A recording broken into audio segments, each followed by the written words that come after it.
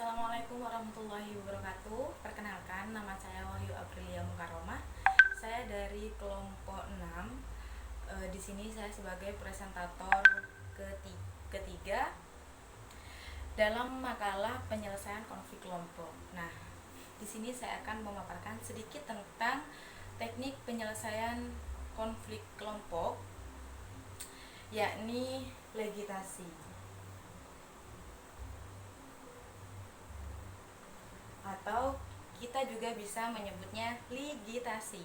Apa sih pengertian legitasi itu? Ada beberapa pendapat, salah satunya disebutkan oleh Profesor Dr.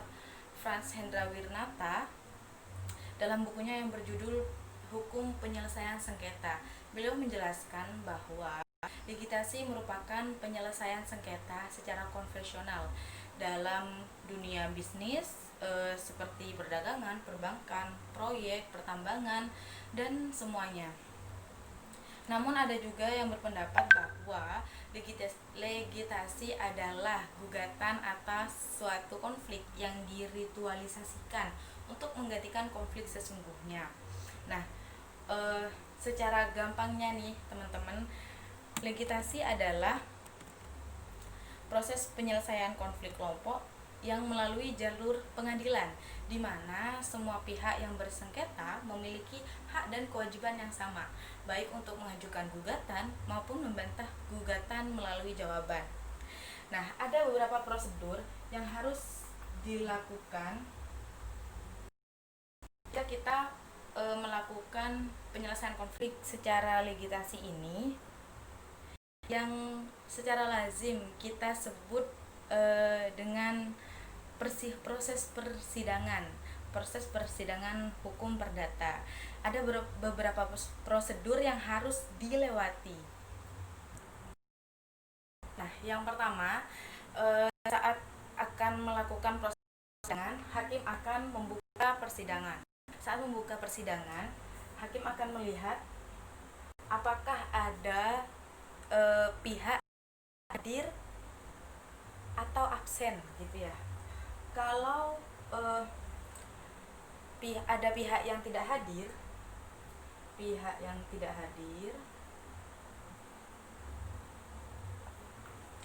hakim bisa melakukan pemanggilan kembali dan menentukan kembali jadwal untuk melakukan persidangan. Nah, tapi kita lihat dulu nih, siapa sih yang nggak hadir, penggugat atau tergugat. Kalau yang tidak hadir adalah penggugat, maka harus dievaluasi, kira-kira kita memanggilnya sudah secara patut atau tidak.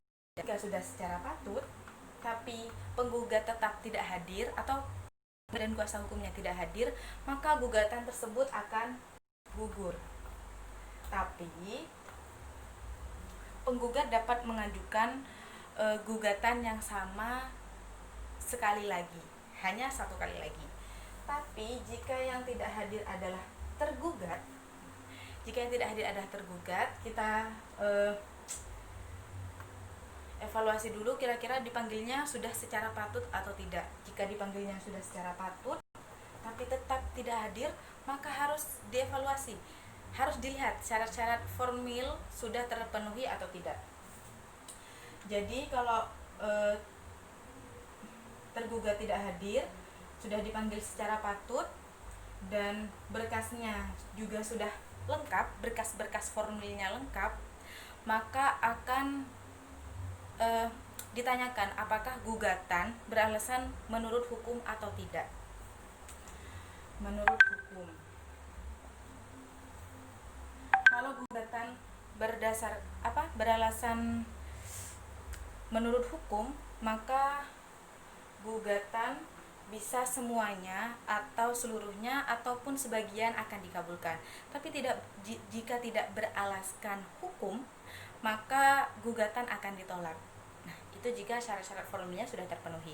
Tapi jika syarat formilnya tidak terpenuhi, maka gugatan tidak akan bisa diterima. Jadi gitu ya, kalau ada salah satu pihak yang tidak hadir dalam persidangan. Tapi gimana kalau hadir? Kalau semuanya hadir, maka hakim akan perintahkan untuk melakukan mediasi. Jadi akan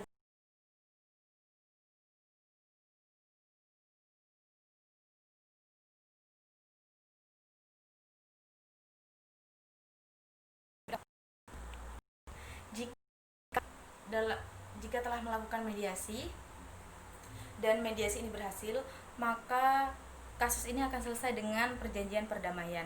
Tapi jika tidak berhasil, maka sidang akan dilanjutkan yang mengagendakan pembacaan tuntutan hukum oleh penggugat dan pemberian jawaban.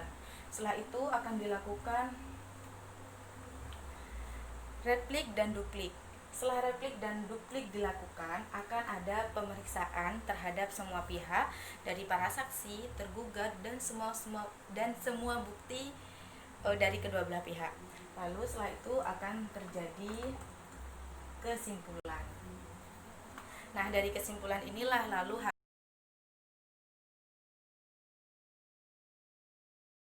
pihak yang bersangkutan dan wajib untuk dilaksanakan oleh semua pihak. Ada beberapa kelebihan dan kekurangan dari proses legislasi ini. Salah satu kelebihannya adalah hasil keputusan yang telah ditetapkan oleh hakim, yakni yang berupa putusan hakim, harus dihormati dan dilaksanakan oleh segala pihak. Jadi keputusan ini bersifat memaksa, ya, mau tidak mau harus dilaksanakan. Ada beberapa kekurangan juga. Yang pertama, memakan waktu yang lama. Bisa dilihat dari prosedur tadi, ada beberapa hal yang harus dilewati, beberapa fase yang harus dilalui. Jadi hal itu membutuhkan waktu yang lama. Dan waktu yang lama ini juga karena karyawan yang ada di pengadilan tidak sebanding dengan jumlah kasus yang harus diselesaikan.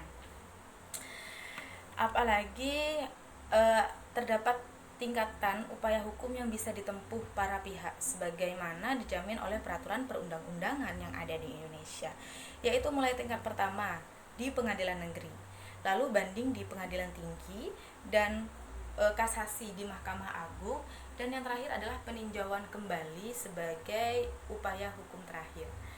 Nah, dari proses yang sangat panjang tersebut otomatis akan memerlukan biaya yang banyak, mulai dari pengacara, mulai dari akomodasi, transport, dan lain-lain. Dan hal ini tidak sesuai dengan asas pengadilan. Asas pengadilan berbunyi bahwa pelaksanaan pengadilan yakni cepat, sederhana, dan ringan biaya. Kekurangan yang terakhir adalah keputusan hasil ligitasi ini bisa berupa adversarial. Adversarial ini arti sendiri adalah permusuhan. Kenapa bisa permusuhan? Nah, ini kan jalan untuk menyelesaikan konflik. Nah, di ligitasi ini konflik diselesaikan dan menghasilkan putusan win-lose solution. Jadi ada yang menang, ada yang kalah. Yang menang puas dengan keputusan hakim tersebut, tapi yang kalah tentu tidak puas dengan putusan tersebut. Nah, karena ketidakpuasan inilah dikhawatirkan akan menimbulkan masalah-masalah baru di antara kedua pihak. Nah, begitu ya. Mungkin hanya itu yang bisa saya sampaikan. Kurang lebihnya mohon maaf. Wassalamualaikum warahmatullahi wabarakatuh.